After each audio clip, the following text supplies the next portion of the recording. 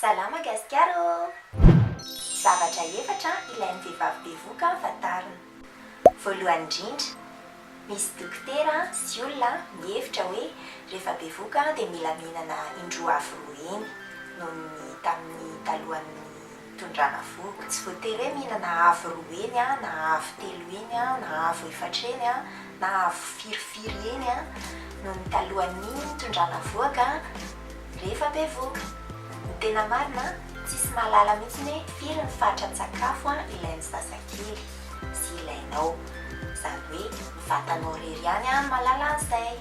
Ny dikan'izany mila Inona ny anohanana. Satria ny anohanana dia famantarana fa mila sakafo ny vatanao. Dikan'izany rehefa manjavona tanteraka ny anohanana dia tsy mila sakafo intsony ny vatana izay. Dikan'izany dia hoe efa ampy ny sakafo nomenao ny vatana dia tsy mila mihinan-kanina intsony. Efa fantatry ny vatana ny mandrindra an'io sakafo io. Izany hoe ito ampahan'ito omeny ny vatananao, ito ampahan'ito omeny ny zazakely. Anjarany no manjinjara an'izay. Ny dikan'izany tsy mila hoe mihinana avy roa eny rehefa bevoka, fa mihaino fotsiny ny anohanana dia manaja an'izay anohanana izay. Dikan'izany ihany koa tsy mila manao régime ary tsy mila mifidy-tena. Tsy hoe matahotra akory ianao ka hoe matavy be loatra mandritry ny fitondrana vohoka ka hoe tsara raha hihinan-kanina na hoe ahena kely ny sakafo fa sao dia tsy mety miaina intsony rehefa avy mitondra vohoka. Voalohany indrindra, fantatry ny vatanao hoe firy ny fatran-tsakafo ilainao, fa tsy ianao na ny sainao na ny dokotera mahalala an'izay fa ny vatanao irery ihany, ary amin'ny alalan'ny anohanana no itenenany amin'izany aminao.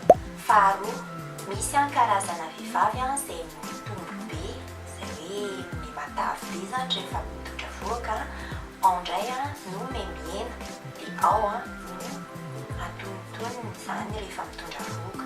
Io arakaraka ny vatana dia arakaraka ny zazakely, satria misy vehivavy mety hoe tamin'ny zanany voalohany izy tsara raha nahazo aina dia tamin'ny zanany faharoa izy tena nenatavy be. Fahatelo, fantaro fa ny tavy azo rehefa mitondra vohoka dia ampiasain'ny vatanao hamokarana ronono omena ny zaza rehefa mampinono ianao.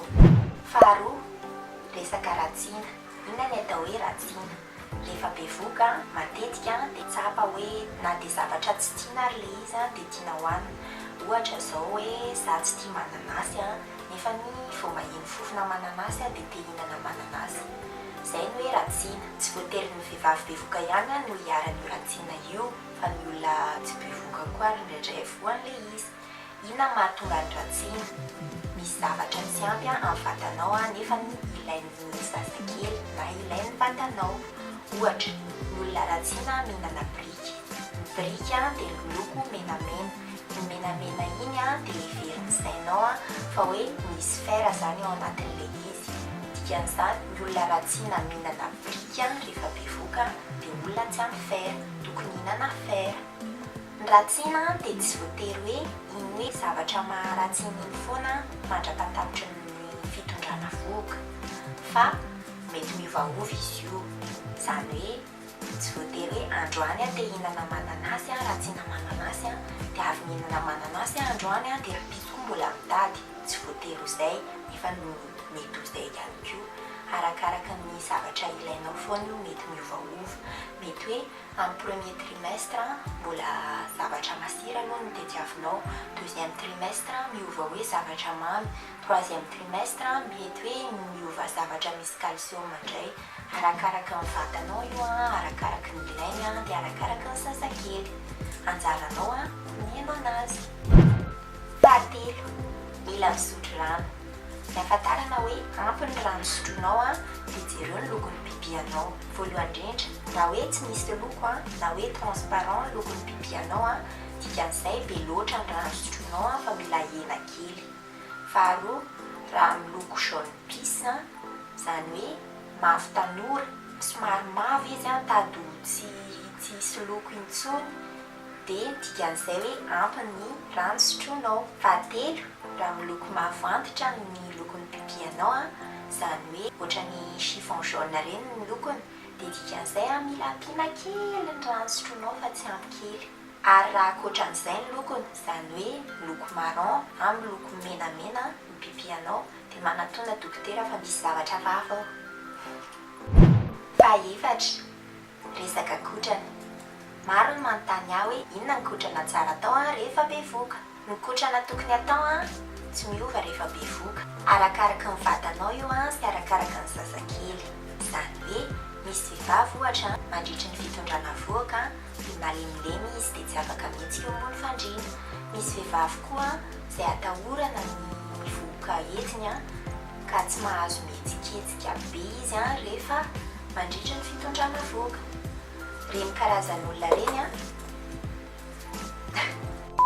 reny olona reny ohatra dia tsy mahazo manao kotrana rehefa bevohoka. Izany hoe miovaova arakaraka ilay vehivavy ny vatany arakaraka ilay zazakely arakaraka ny zavatra mahazo ny vatany no ahafahany na tsy manao kotrana. Dikan'izany arakaraka ny tsapanao ihany no ahafantaranao hoe afaka manao kotrana ve ianao sa tsy afaka manao kotrana. Ianao no mahalala an'io. Inona ny tsapanao, inona ny tsapanao amin'ny vatanao, mety aminao ve ilay izy, mamparary anao ve? Raha mamparary dia ajanony aza atao, raha tsy mamparary inona no maharatsy azy. Misy karazana kotrana anankiroa izay manamora ny fiterahana. Voalohany mandeha tongotra, faharoa milomano. Misy koa karazana kotrana hafa ankoatran'ny mandeha tongotra sy milomano afaka ataonao izay manamora ny fiterahana. Voalohany indrindra ny squat. Inona ny atao hoe squat?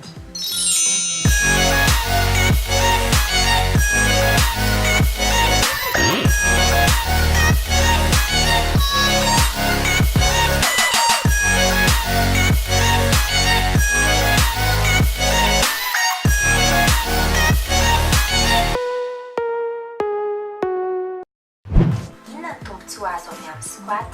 Ny squat dia mampisokasokatra ny fe. Izany hoe tonga dia efa mampiomana anao amin'ny andro hiterahanao. Faharoa, ny kotrana rehetrarehetra izay mampiasa ny fe. Araka ny teneniko teo hoe ny kotrana rehetrarehetra izay mampisokasokatra ny fe dia manomana anao amin'ny andro hiterahanao.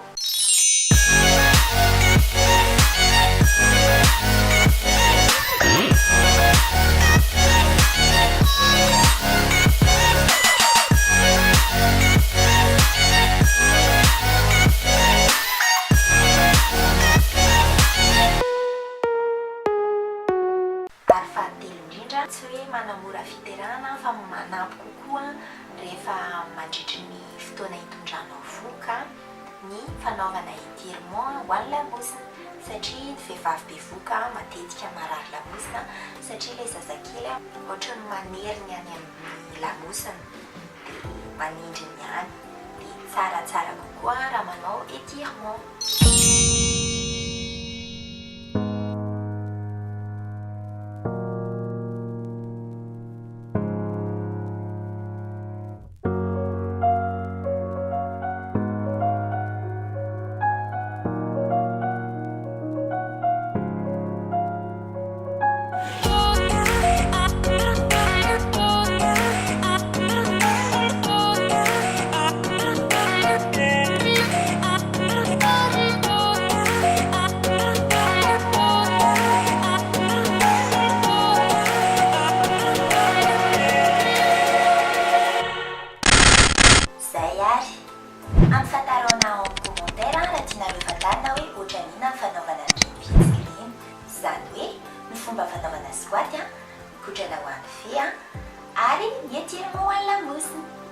Raha nankafizinareo ny vidéo iny dia manasa anareo ary mametraka j'aime sy mizarazara azy amin'ny namana rehetrarehetra izay mila azy.